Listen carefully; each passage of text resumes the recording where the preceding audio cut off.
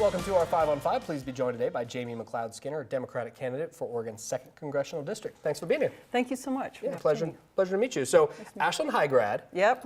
You're a former Phoenix City manager. Yep. You're no stranger to the Rogue Valley. Tell us a little bit about your background.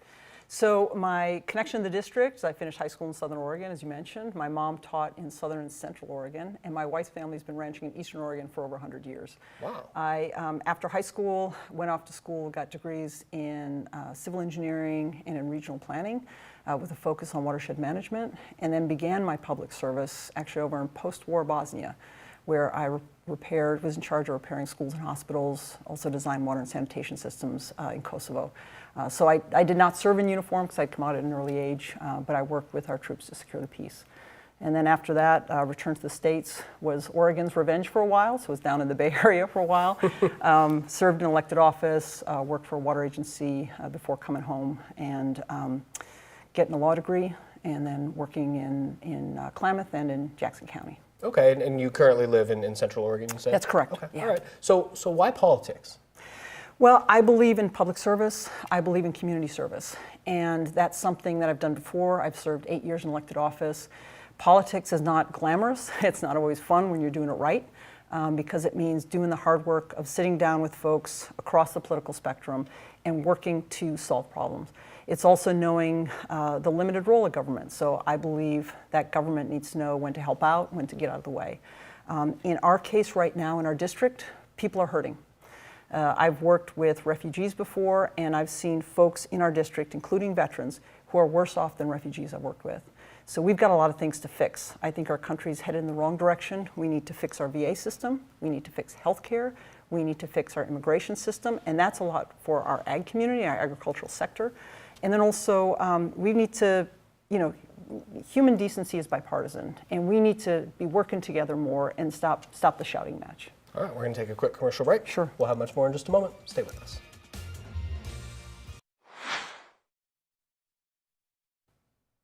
Welcome back to our 5 on 5. Again, we're here with Jamie McLeod-Skinner, a Democratic candidate for Oregon's 2nd Congressional District. Representative Walden's been in office 20 years now. A lot of Democrats have tried and failed. What makes you think you can win?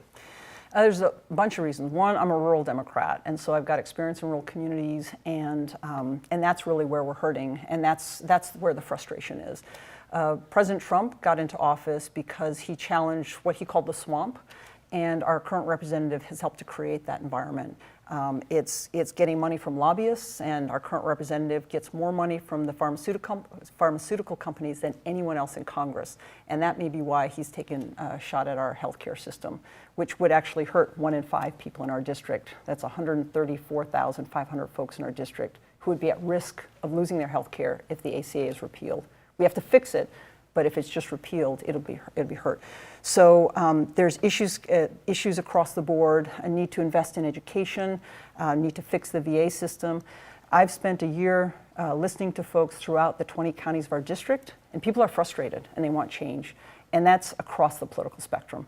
I am a rural Democrat, but I also like to talk about our Oregon values, because regardless of party affiliation, we all care about our families, we all care about our communities, and we work together to solve problems. That's what it's about. And we've got a representative right now who's really playing party politics.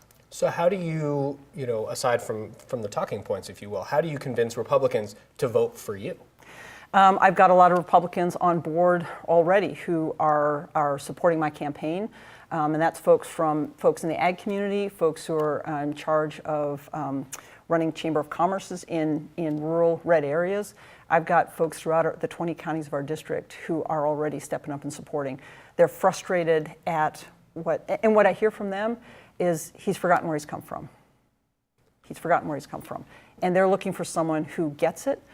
Most of our district, actually, 40% of our district, the voters are not affiliated with either party. And so we've got more of an independent-minded, more libertarian-leading district. And those are the folks who want governance, good governance, and want someone to show up and listen.